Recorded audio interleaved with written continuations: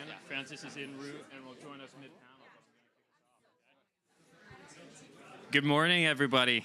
Good morning. Thank you so much for coming here this morning, spending your Saturday morning with us to talk all things MCDR and governance.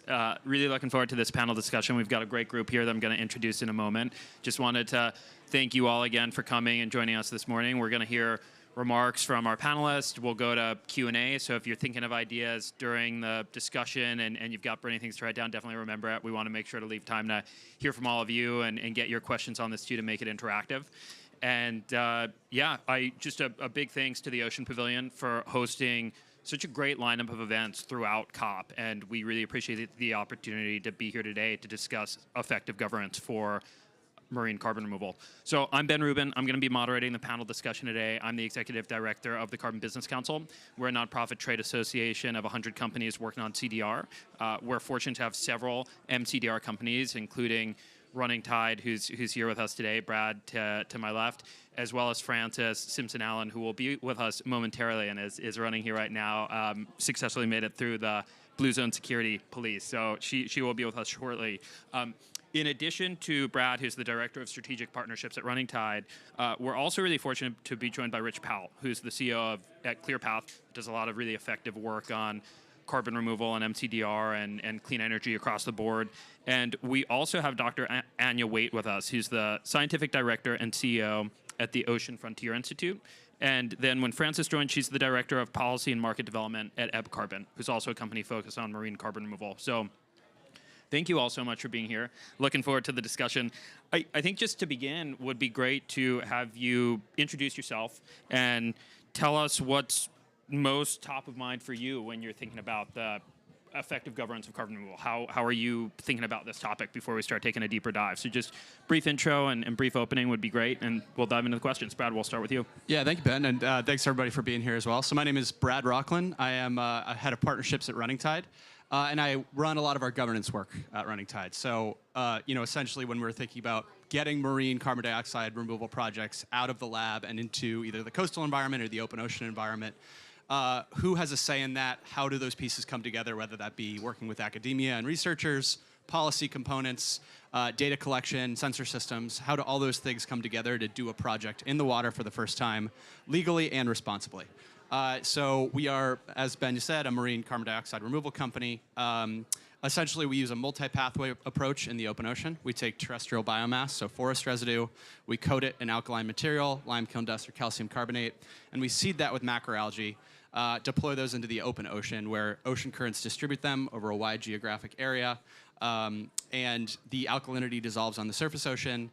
After a couple weeks, the embodied carbon within the terrestrial biomass and the accumulated carbon within the macroalgae biomass, the buoyancy flips and sinks down to the deep ocean for long-term storage.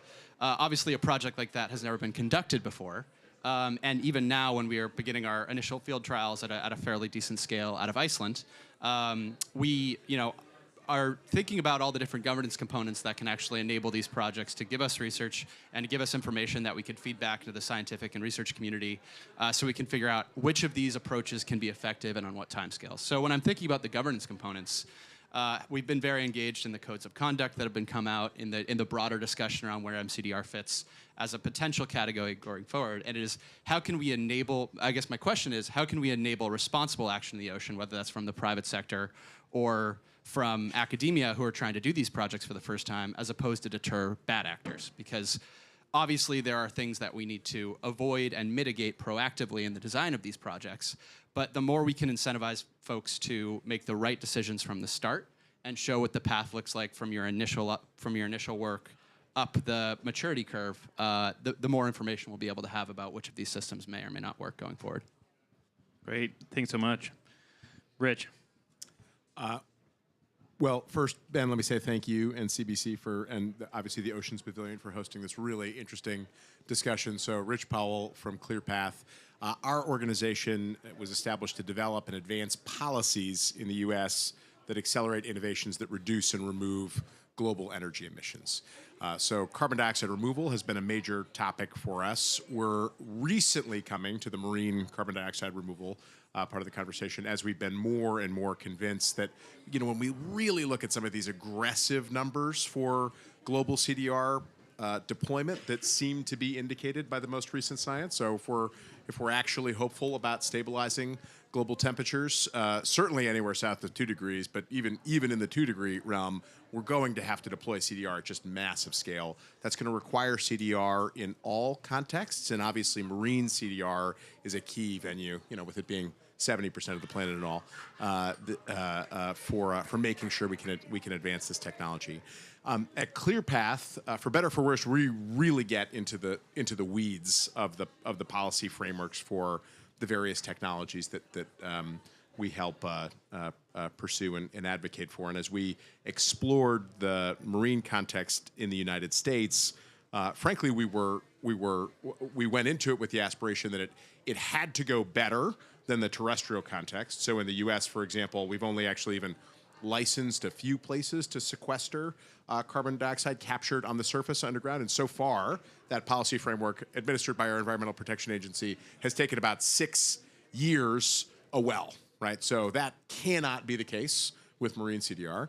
But even more than that, at least there is a framework for governance of terrestrial CDR. There's effectively not a governance framework for terrestrial CDR, or for marine CDR in the United States. And so, folks like our friends at Running Tide have been very creative in going to alternative venues like Iceland, a wonderful place, to set up their first tests. But that's pretty problematic when we have companies with significant capital, strong scientific backing, realistic carbon accounting, a strong ecological story and framework and commitment, and they can't even test the technologies in U.S. waters. That's really troubling from our perspective. And so we've been advocating across a couple of different policy venues in the United States for establishing this framework, and just as importantly, funding the application of that framework. So you don't, unfortunately, in the U.S., you don't just have to set up the sandbox. You also have to make sure that the folks that are going to administer the sandbox are also funded in that process. And so we've been working on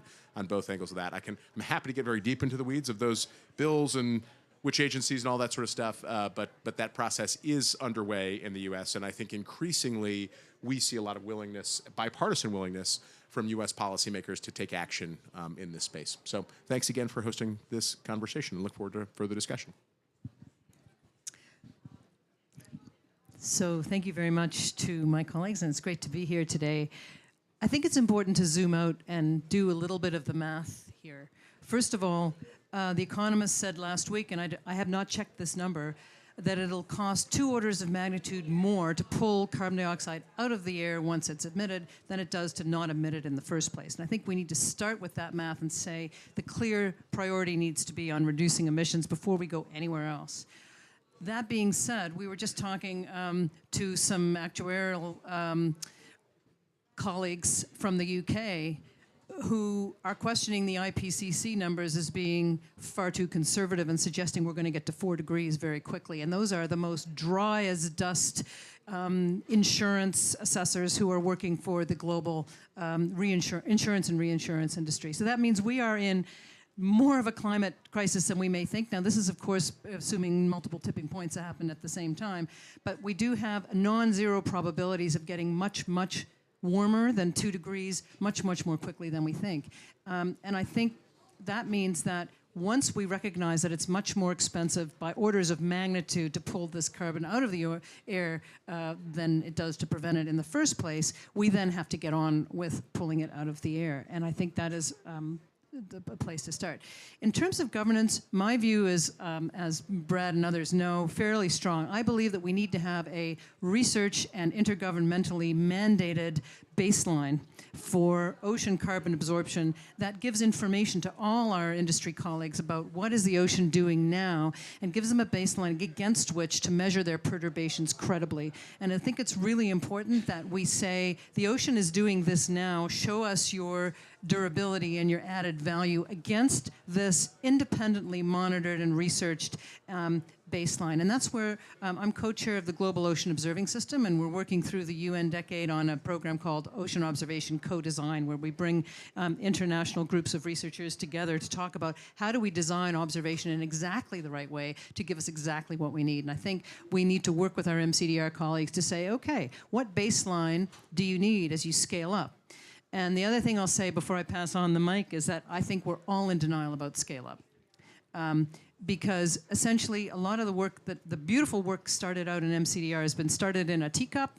It then goes to a tank. It then goes to a small embayment and to the coastal ocean. Ultimately, most of these solutions will have to be tested at scale, and most of them, not all of them, will mean the open ocean. And when we get to the ocean, as you scale up, you're dealing with a different oceanography at each stage. Obviously, the teacup is completely different than the tank. Sometimes the tank isn't even as clear as the teacup. Oh my goodness. And then we go to the coastal embayment, and oh, well, I'm not sure I can actually measure it now. And then we go to the open ocean where, unless you are really supported by a network of international ocean observers who know exactly what they're doing and are be able to tell you what that baseline is, you can't actually measure the perturbation very well against the background of a highly variable 3- and 4-dimensional ocean. So I think there's a great place for the Global Ocean Observing System to help set the baseline here. But to do that, we need to take seriously and work closely with our MCDR colleagues. And I think there's been a lot of there's been fastidiousness from the research community saying, well, we don't want to get involved in that advocacy stuff. We don't want to champion something that might be wrong. It's up to the research community to help prove it's wrong if it's wrong and help prove it's right if it's right. So engagement is the key thing here, and authentic scientific engagement at the highest intellectual level. And that's what, to be honest, to date, I found with Brad and many other colleagues, like we have the highest level of credibility in terms of the discourse, but we're not there in terms of the answers. Thank you. Hello. Apologies for the fashionably late entrance. I think after a career, thank you, the shoes got me here. After a career at the UN, I had some karmic retribution coming on accreditation. Are we just doing introductions and thoughts? Yeah, Great. vantage points about governance. Okay. My name's Frances Simpson-Allen. I work for Ebb Carbon. We're a marine carbon removal company based in California in the United States. And our approach is to use electrochemical ocean alkalinity enhancement. What the heck is that? What does that look like?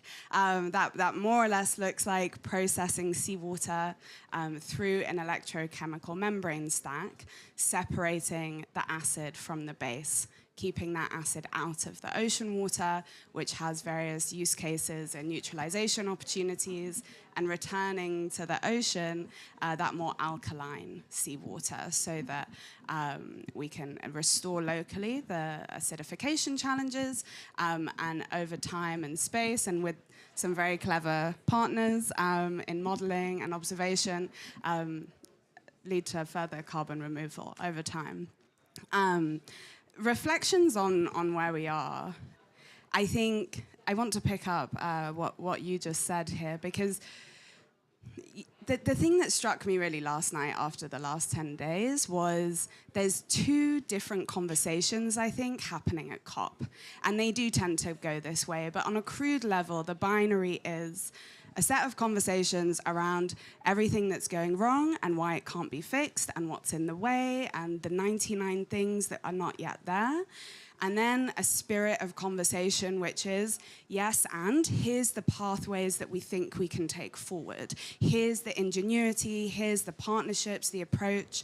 And so I think this conversation is pertinent because the question is not for us everything that stands in the way of deploying carbon removal at scale or restoring oceans or indeed climate action writ large. It's really how you carve those pathways forward. And there's no world in which that happens that isn't in partnership with private sector, policymakers, civil society, scientists, and academia. And it's really friggin' hard. No one's done anything like what we're all trying to do. So I appreciate the time and the conversation today to try and see what some of those pathways look like. Excellent. Thank you all so much for the introductions. I'm excited to dive in deeper. I think what's great about the panel lineup we have is when we're talking about MCDR, it's not monolithic, the pathway. And I think that's evidenced by what Ebb Carbon is working on and what Running Tide is working on, and the myriad of other pathways that's out there that are not reflected in the panel.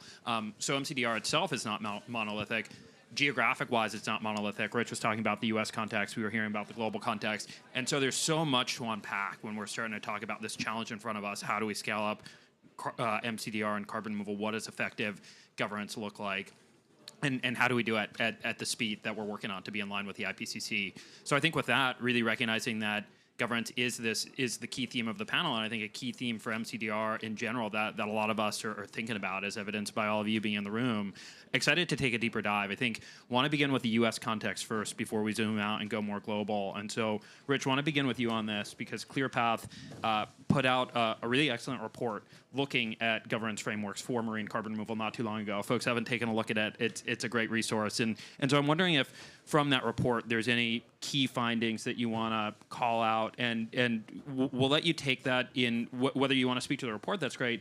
But a lot of what's been in the report, ClearPath is already moving forward at the policy level in the U.S. And so if you want to talk about some of what's moving on the governance framework in action, we'll let you take that where you want. But I think the report just did a really good job of laying out what those challenges are and how we move forward. So please. Fantastic. Maybe I'll just jump to the fun part, which is the policy that's moving forward as a result of the report. So, at a very high, folks obviously can Google, ClearPath.org, Ocean CDR. You'll find this, the great analysis by my wonderful colleague, Savita Bowman, who knows a lot more about CDR than I do. But so the broad findings of the report that we need a governance framework in addition to a federally run procurement process for CDR, which is marine CDR inclusive, and so by setting standards for that procurement, also would help with the governance, is now encapsulated in legislation that's actively moving through the U.S. Congress. So the CREST Act would both establish the process by which we'd set up the governance framework, and it would also set up the procurement for CDR broadly as sort of a starting procurement pathway in the U.S. And I'm happy to say that has very broad bipartisan support. For example, in the Senate, it is co-sponsored by Senators Collins, who's a Republican from Maine, and Cantwell, Democrat from Washington State, and significantly others are supportive of this as well. There are also a number of appropriators. Those are the folks that actually move the dollars in D.C. that have been supportive of starting to move dollars toward actually funding implementation of these efforts, both on the government side and on the early procurement side as well. So we're starting to see real legislative take-up and real policy action on all of this. Obviously, it's for anyone who's been following U.S. politics, it's been an interesting season in the U.S. Congress, and things haven't been moving quite as quickly as many of us would have hoped. But we're hoping as we head into next year and the second year of this Congress that there'll be significantly more movement on policy, both on the authorizing side where we set up these frameworks, and on the spending side where we start to fund the implementation of them. Great. Thank you so much, Rich. And Anya, I want to go over to you to bring up the global context now, because we heard about what's moving in the U.S. I think there's also something to be said for seeing a nonprofit produce a report and then seeing some of that move into action. And I think it typifies both how are we coordinating when we're adding this up between policymakers, the commercial side of the equation, nonprofits, academic research. When we're talking about governance, all of these different stakeholders pool together, and we're really talking about it at a global level. So I'm curious just how you're thinking about the coordination frameworks. What does this look like to be moving forward in unison? I think we're really in an early stage of this conversation. The United States still does most of the work globally on ocean carbon, for example. NOAA produces and funds more than 50% of the surface carbon observations globally. And I think the world needs to take stock of that. That needs to change. Other nations like my own, we've just we have a new $1 million ocean carbon research program, but that is, what did I just say? It was $500 million? Anyway, whatever. It's a big number. But I think we do not have the kind of international coordination we need as yet. So one of the things we're trying to do is to bring together nations to talk about starting somewhere concretely, as opposed to working globally. I mean, if we just start with the London Convention, for example, we know that the London Convention has made critical exceptions for ocean CDR as research. So we know that we can do ocean fertilization work, we can do ocean alkalinity work, we can do the kind of work that Running Tide does, and we can also do some sorts of modest cloud modifications that let heat move through, but not the increase in albedo that's going to really be a huge geoengineering piece. So those four things have been allowed by the London Convention, but that's not a that's not allowing any actual industry work in those areas. That's simply allowing the research. So all ocean, all if not most of if not all of ocean CDR companies will run up against the London Convention ultimately when you try to scale up, and that means that the work you're doing is really important. But we also need to get an international consortium going.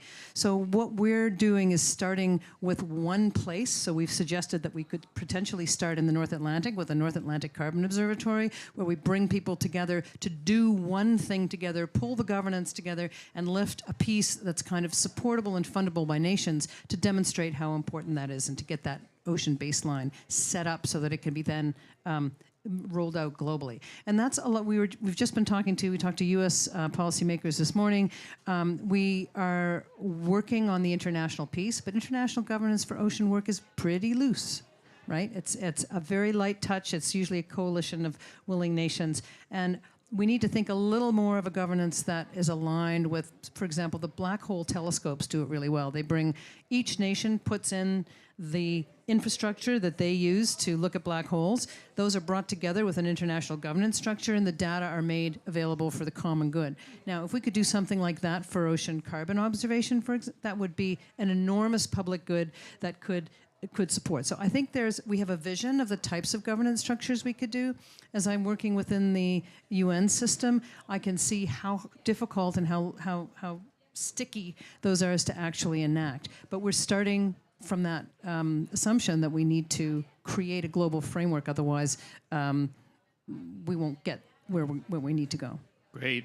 Yeah, I think really insightful reflections there, and something that I think both your remarks and Rich that you highlighted is, when we're back here, hopefully all of us in the same room for COP29, we'll kind of see what's ahead. You're charting out we'll see if the CREST Act has moved forward, and if we're able to pass that, we'll see what the latest conversations are. Anya, to your point that it's early days for the international frameworks.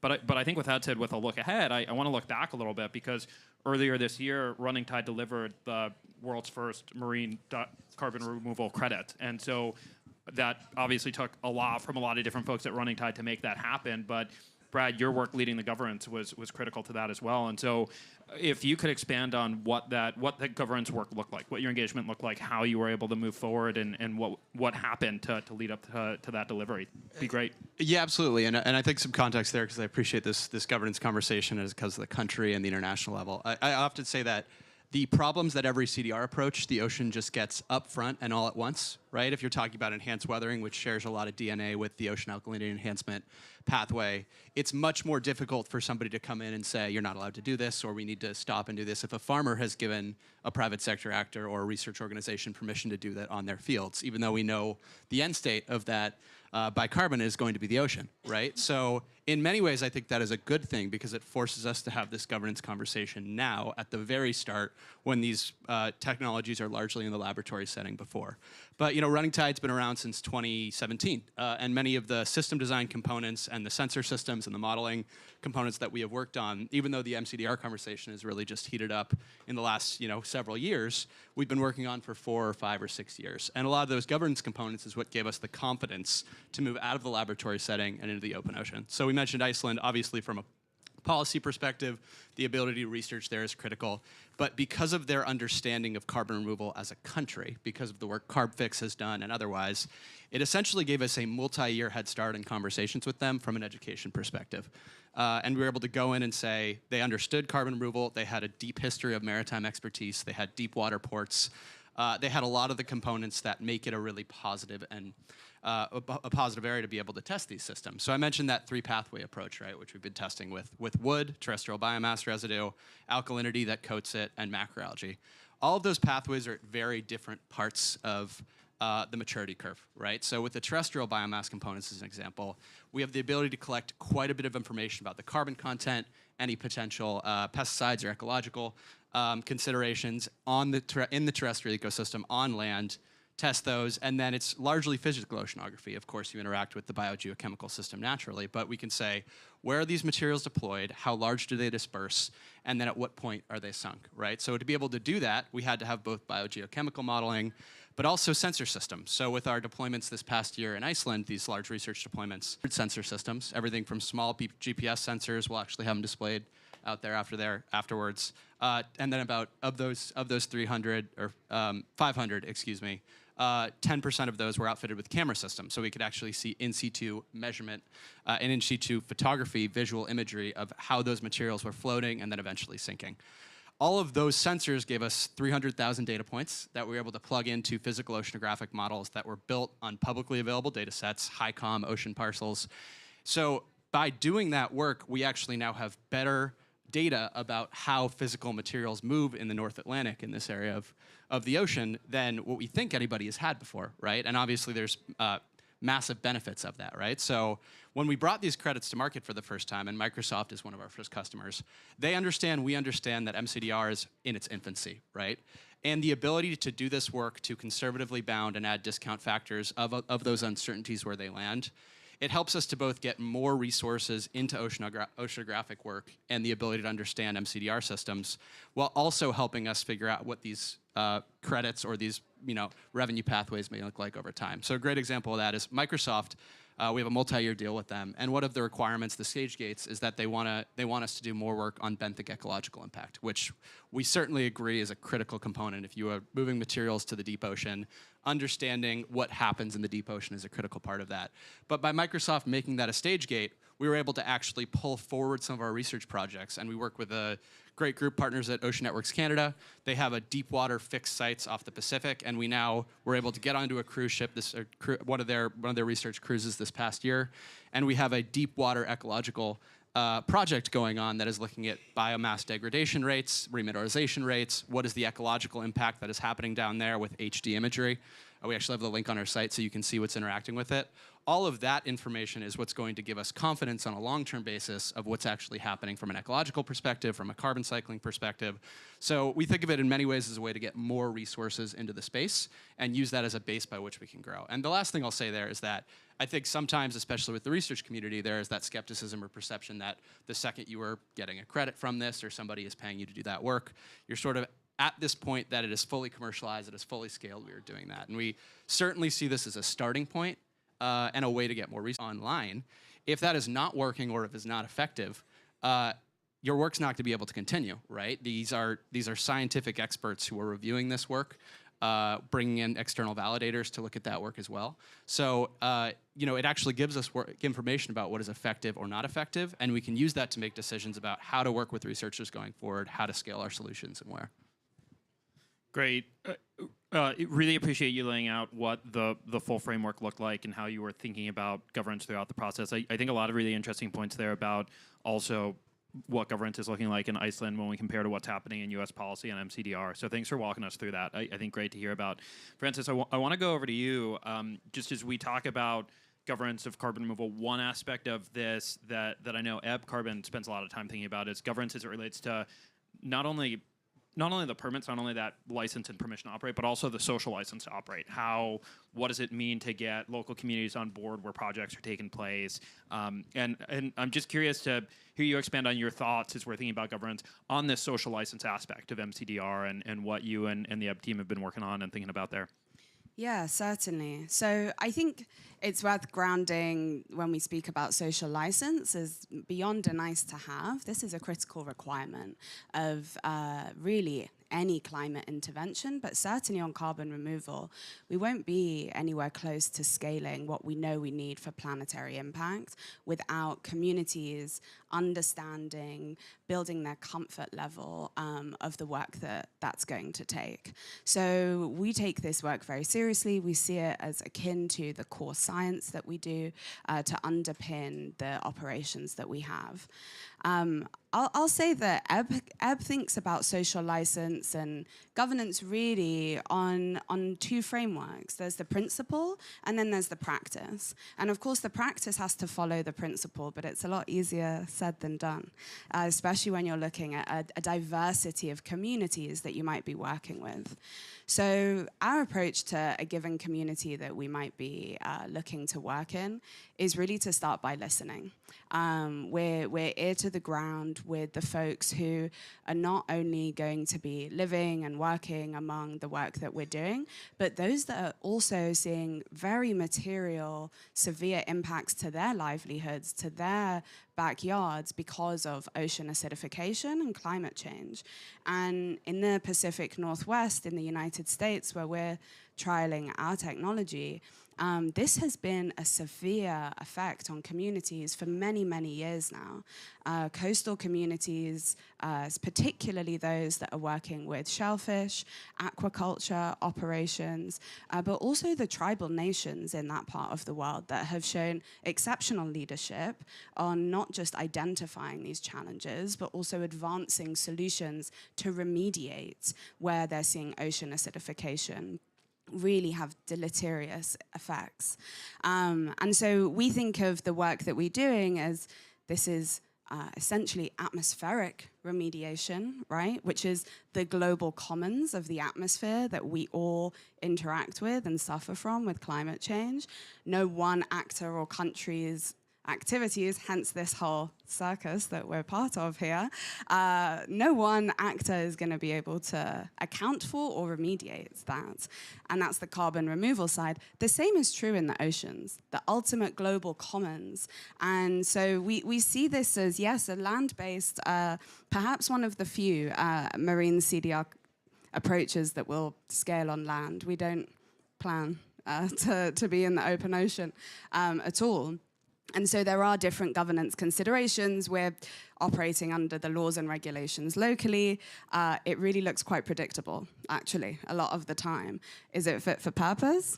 Not at all. Very few regulatory regimes are for the climate crisis that we find ourselves in.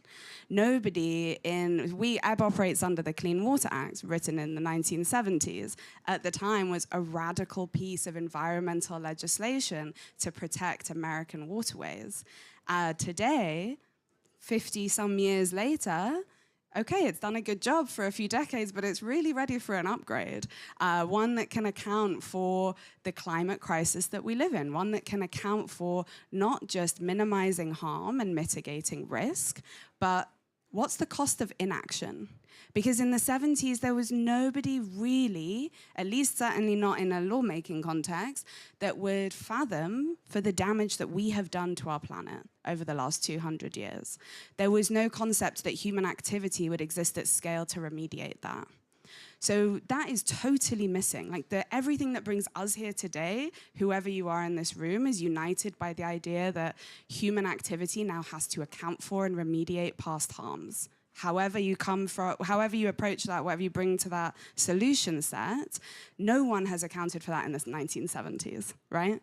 So these are the laws that we're operating under. And the second piece I'll say is the co-benefits. And this is really where the social license comes to bear locally in Pacific Northwest, where communities are hurting from so much, not only the extreme weather events of the climate crisis, but ocean acidification is having tremendous impact. So we're finding a hunger for solutions, but a willingness to partner and understand that, and taking the time to invest in that is critical. Great. Thank you so much for touching on that. Anya, did you want to jump in there? Yeah, I just wanted to, I love what you've just said and the importance of governance. And I just wanted to maybe think a little bit more about the intergovernmental system. And I know that that's something that people sometimes think of as stodgy, UN works slow as glaciers and whatever. But let's just remind ourselves, Clean Water Act, okay, was hijacked by Halliburton in the US to allow fracking to happen, where you're pumping groundwater full of chemicals and antibiotics to, there have been complete subversions of any national set of regulations, and all of us are vulnerable to changes in our governments, which we're all very sensitive to, I think. The intergovernmental system works slowly, but it does not have that same kind of flip potential that we see in national governments. And I think that's why it's important to nest the conversation about all these important actions in the intergovernmental system. The WMO, the World Meteorological Organization, has just for the first time mandated surface ocean carbon observation globally. And that's going to change the world because now ocean observers are going to be mandated from their nations. I don't think we should underestimate the impact of that. At the same time, if we don't engage, this is through the Global Greenhouse Gas Watch, or G3W they call it, where they're basically saying we need to ground truth. The atmosphere ultimately tells us all what we've done.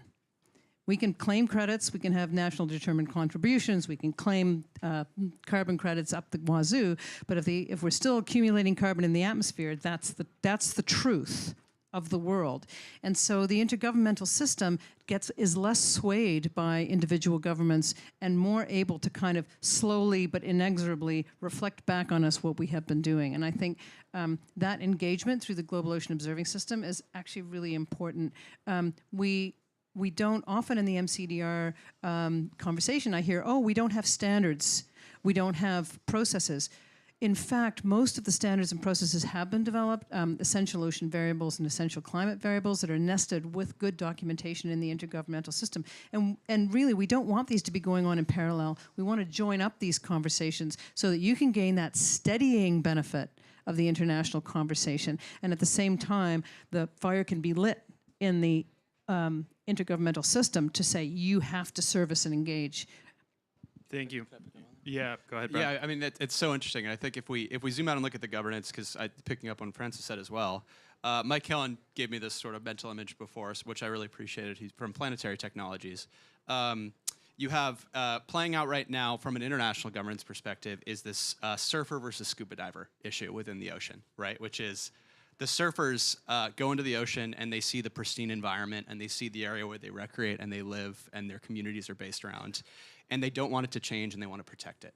And then a scuba diver goes to that same area of the ocean and they go underwater and they see corals being bleached and they see the species that they've seen for decades disappearing and they want to go fix it, right? So when you think about what the UNFCCC has said and the IPCC has said with the need for carbon removal, it is pushing us towards action and towards changing these natural systems and the way we manage them at significantly larger scales, larger and larger scales over the next several decades, right?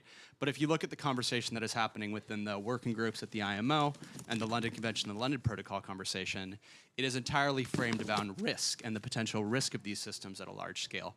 They are fundamentally different readings of the precautionary principle. You have two different groups who read the same language and interpret them entirely differently, right? And until we can figure out how we to your point about baselining is sort of the using data to drive decision making here. If we don't effectively build in that declining baseline of ocean health, the decline of the ocean's ability to buffer us against climate change, into our decision making about how we scale up these technologies, the risk profile will always be off because you will say it is fine now and why would we do anything that could potentially have any negative consequences, as opposed to saying these ecosystems are being destroyed and what do we need to do to fix them and what is the pragmatic conversation we can have about trade-offs there at a larger scale. Great. Yeah. Anna, if you want to jump in briefly, please. Just very briefly, I think it's important to remember, as you say, that sometimes it's the slow systems that are supporting the most radical action. The IPCC report supports radical intervention in carbon dioxide removal from the atmosphere.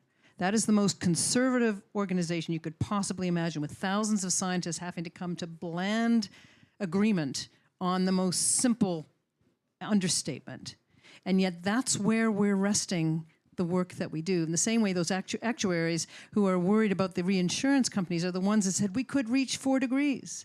So the most radical statements are the ones that come from these really solid, slow international bodies that are saying, this is what we have to do. Great. Really appreciate the discussion that everybody's bringing to this, because I think what is coming across for me that I'm hearing from you all is both that we have this urgent need for action for carbon removal in tandem, as was said, with the work of reducing emissions.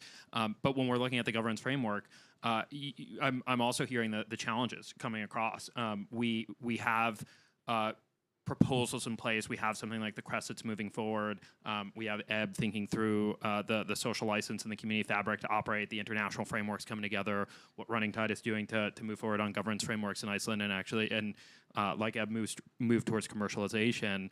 But just with these challenges coming across, would be great to hear from you all, and I'll ask for just brief thoughts, because there's so much that could be said on this, on just what you see as the road ahead on governance frameworks. What are the things that is coming to mind for you most on what we need from where we are today to how we move forward? If you want to put a time scale on it, we could think about as COP28 wraps up next week, Tuesday, if all goes as planned, Wednesday, then what comes after? What is coming next? How are we building up to COP29? So, Brad, why don't we start with you, and we'll go down the line here to hear thoughts on the road ahead.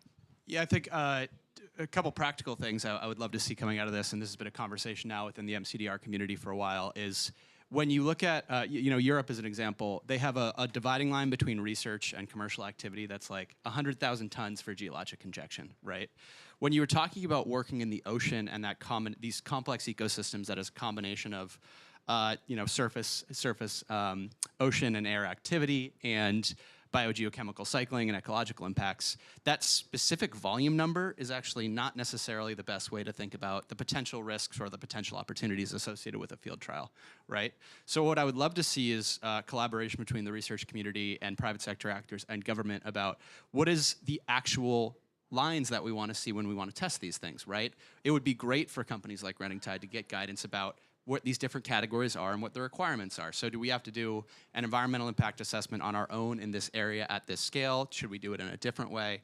And thinking about things like benthic density, if that material is ending up on the deep ocean, how does that impact the size and the scale? Because generally speaking, I think you could root a lot of the issues we've had in the ocean from a governance perspective to the idea that it's really hard for people to conceptualize how big it is, right? And if you are applying sort of we're terrestrial creatures, if we apply that terrestrial mindset to the ocean, you are going to miss big components of the scale. So that's one. And then I think the other one is working together to figure out right now, I think broadly in academia and in the research community, there's an understanding that there is a time lag between when work is done and when peer-reviewed and published papers are out. And that peer review process is critical to getting information replicated and understood. But when you have companies like ourselves who are innovating constantly and trying to get information out there, what is that middle gap so that we can actually share our work back, talk about what didn't work or what did work, that maybe doesn't meet the bar of a peer-reviewed research, but can help inform others who are starting to design research in the space? Because I think we could save ourselves a couple years, if not decades, if we figure out better avenues for information and data sharing across all of these different actors who are caring about the ocean space and want to see MCDR solutions be deployed responsibly and as part of the global climate solution. Great calls to action. Thank you, Brad. Rich? Well, for marine CDR as part of the larger CDR conversation, I hope the near future involves calls to action for significantly higher ambition in the near term. So at this COP, I think we saw two tremendous global commitments to higher ambition. We saw a global commitment to tripling renewables capacity by the end of this decade.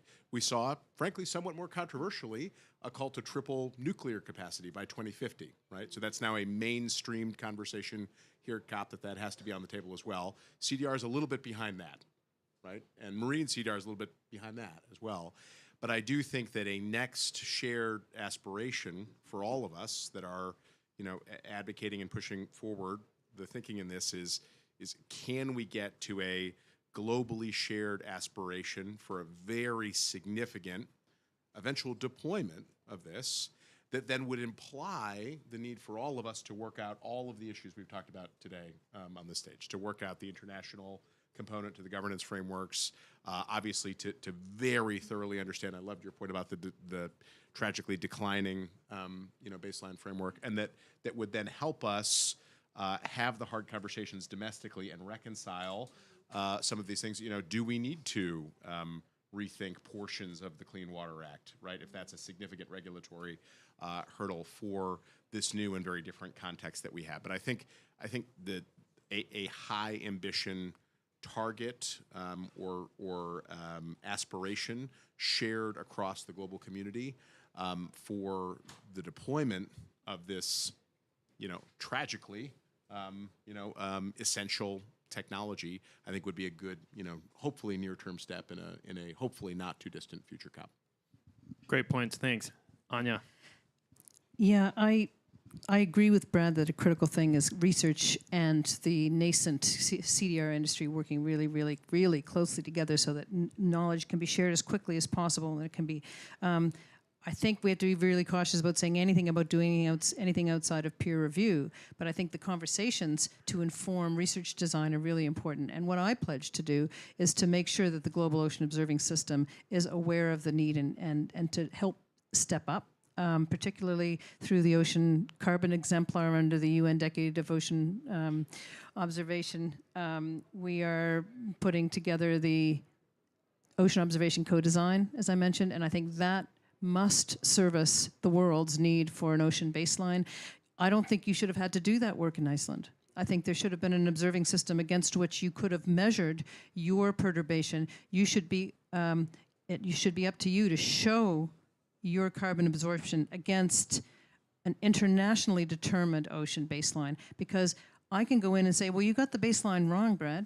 It was in your interest, so you did it wrong.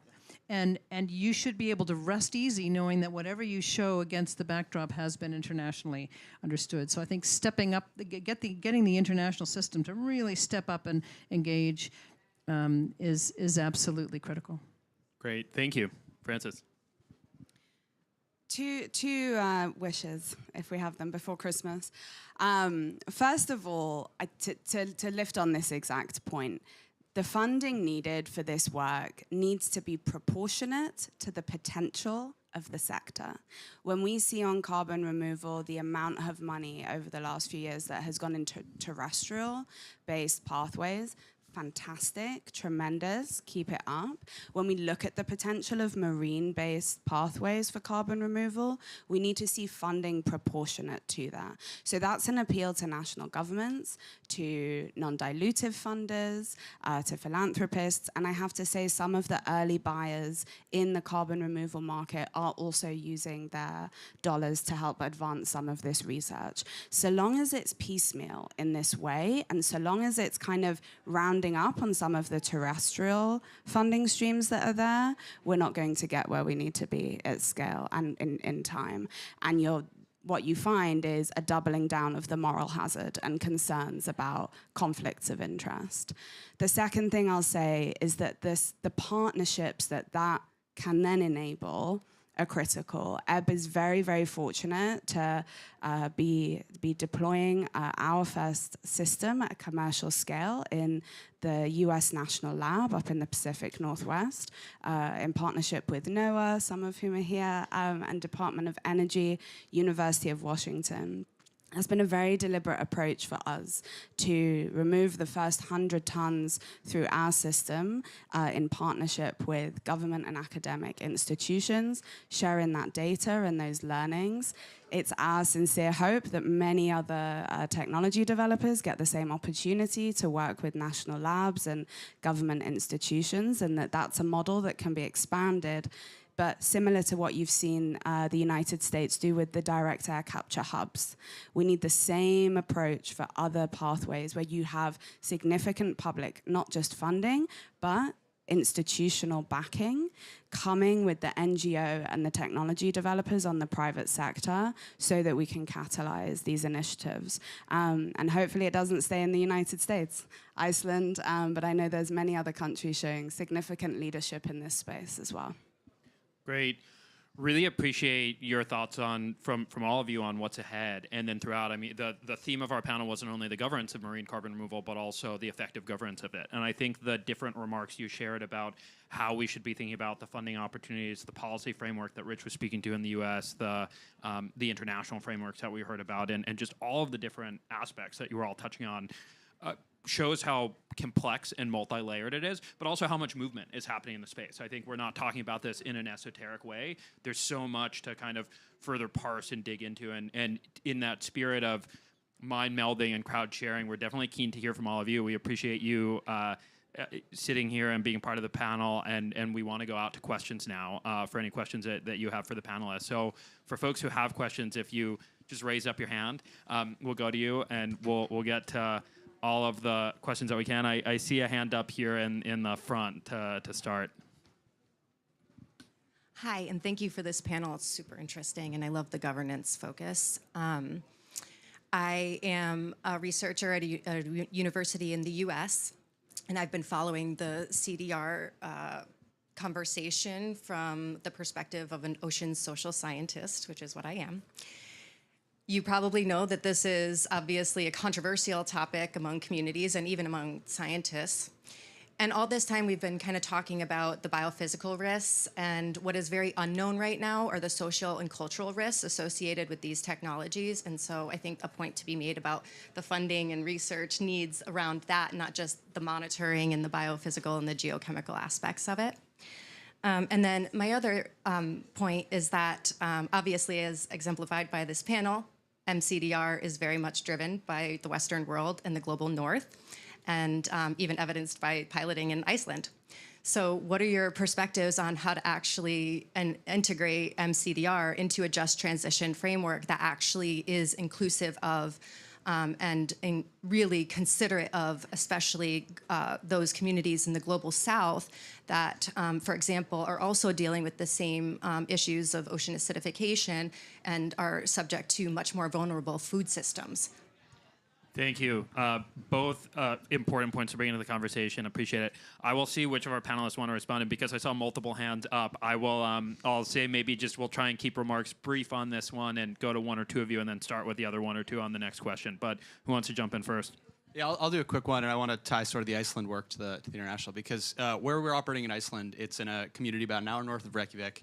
It's a historical fishing town, and the largest employer was a fishing company that actually moved resources. So we had, in many ways, the best possible scenario. We had a highly educated workforce locally with a high understanding education-wise of the oceans, their natural resource management, the work we were trying to do, and otherwise. But I would imagine, especially in conversations with other communities, and education is a massive part of this, right? So the ability to resource that education, but then there is a really significant job creation benefit to this, right? And jobs are not the only part that will go into that. We want to be able to co-design these projects with the communities who, frankly, have more understanding about the local ocean than we do by far, and use those to determine where we deploy. But connect that to the Global South conversation. I think it's super important because we get, frankly, the urgency of the conversation we have with countries in the Global South is much higher. You can imagine, especially island nations who understand that if they lose a certain portion of their landmass, they may lose their territorial fishing rights. That's like a purely economic reason, if nothing else. But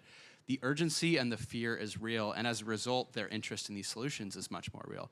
So and frankly, the way that the conversation has gone so far within the governance and the code of conduct work is essentially, if you're a Global South country, you're hearing, let us figure it out in the Global North, and then once we de-risk it and take the value out of it, we'll be able to give it to you and do that, right? So I expect, frankly, that some of these Global South countries will start to permit research, will start to do this research, because it is a way for them to get a seat at this governance conversation that they may not have today. And the faster we can provide those countries information and any sort of knowledge gaps that need to be closed, because this is a brand new category, the more effective we're going to be at making it deployable globally. Yeah. Great. Maybe I'll just add two quick thoughts. Firstly, on the social work, the social justice component, this work is work. It takes money, it takes humans, it takes time. It needs to be funded, right? The Department of Energy and the current administration in the US have done a tremendous job on carving out within grants and within funding pathways, allocations for this work. That needs to happen more. So more of that, and just to affirm your point, on the international component, we have to be very careful here that there isn't a paternalism that is part of the legacy of Western consequences. Let's be honest, the development of Western countries like my own, that birthed the Industrial Revolution in the United Kingdom, we have this crisis because of their economic growth. So the moral hazard on this one is, how do you ensure that the knowledge transfer as well as the technology transfer is part of that global just transition? And my hope, again, is that where the United States, Iceland, other countries that do have capacity on research, on funding, on all of the tools for monitoring and modeling and sensing, are able to not just do the technology transfer that we talk about so much, but also the core knowledge transfer. Great. Rich, did you want to jump in there too? I think it's a fantastic set of questions. I'll just quickly say I'm delighted that U.S. Senator Lisa Murkowski is here at the COP. We'll be seeing her more later this afternoon, talking with her about some of these similar topics. And one of the reasons that she is so excited about this, she's one of the most active policymakers in the U.S. on this. She authored the Blue Carbon for Our Planet Act, et cetera. As a geography like Alaska, which has been so dependent on hydrocarbon resources, thinks about its future, right, and what it has, right, in terms of maintaining those communities, often in very challenging environments in the future. She sees this as a future potential sort of continuing to move the state, our largest state, forward on this topic, and obviously that could be a terrific opportunity for the state. Many of the native corporations are very interested in the role that they could play in this and how it could help economic development across that geography as well. And obviously, it's a very helpful way to then build bridges in the politics of all this to build more capital for all of it where we work in Washington. Great. Anya, we can start with you on the next question, unless you want to jump in here. Well, I was just going to say, I think the U.S. needs to remember that there is a world outside the U.S. And again, there are institutions and organizations and groups of countries that have exactly these conversations about how can we bring value to the global south. And we just need to, there are institutions that do this already. Let's support those institutions. All right. Thank you again for bringing that perspective into it. Really appreciate the question. I think we have time for one more question before we wrap up. I had seen a hand up over there. If you want to ask us the last question. Thank you very much. I'm Mikako. I'm a TNFD Task Force alternate member. And from TNFD perspective, it's a sea use change issue. That means there are many other type of sea use. That is the fishery, agriculture, indigenous people's right, and also very controversial deep sea mining, that kind of thing. That means when we talk about governance, and from my perspective, the sea is, or ocean is most, how can I say, piecemeal world in terms of the governance. And you talk a little bit about local fishery, but how do you really address that kind of whole stakeholder issues in your discussion of the governance?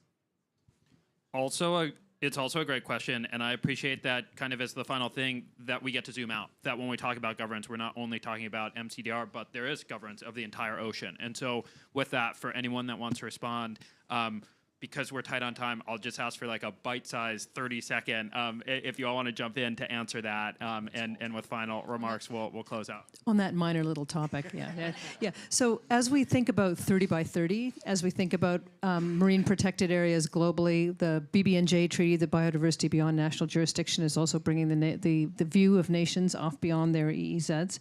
There are frameworks being built for exactly this conversation for multiple use. We're now able to step into those in the intergovernmental space, and it's a question of making sure to signal to your governments, and that includes indigenous governments, that these are the conversations that are critically needed, because we want to be favoring carbon absorption, biodiversity, and other things, and we do not want to be favoring decline in ocean health and wealth because of short-term needs. So very much focus in on getting your governments to step into some of these the treaty conversations with a clear view on what the people need and want. Thanks. Frances?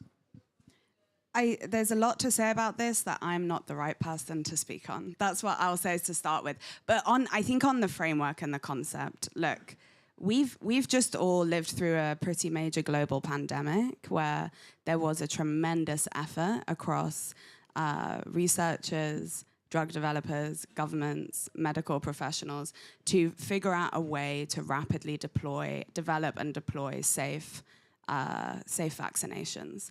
And that was a framework that I think offers some parameters as we think about where to go next. And it may not be only for MCDR, it may not be only for other climate interventions, but when we think about how that happened, when there was an urgency that was understood because there were body bags lining up in New York City, where the money sits, versus where we see that happening today with the climate crisis, primarily in the global south, it's much easier to ignore the urgency.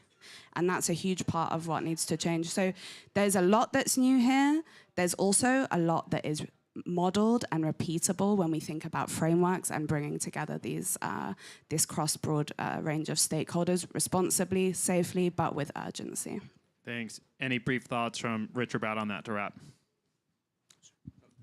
Yeah, it's a great question. I don't want to. I want to say that socioeconomic and cultural components to that are critical. But one of the things I want to focus on is just data, right? The ability to actually understand how these different ecosystems interact with each other. And as we could shift to the baseline conversation from what is the established precedent, what is the permit, to what are data-driven decisions in the ocean that tell us how we should manage our fisheries and how those interact with other economic uses in the ocean. I think that's going to be a critical component of it. And what I think about the work that Running Tide and Ebb and others do, it is fundamentally about better understanding the ocean, right? So the ability to share our research, and we now have a research repository on our site of the work we're doing in Iceland, so that others can use that and build on it. And to Anya's point about we don't have enough data and information that companies can even report on this, or governments can even report on this, much less make decisions on it, right? So I think that will be an unlock there.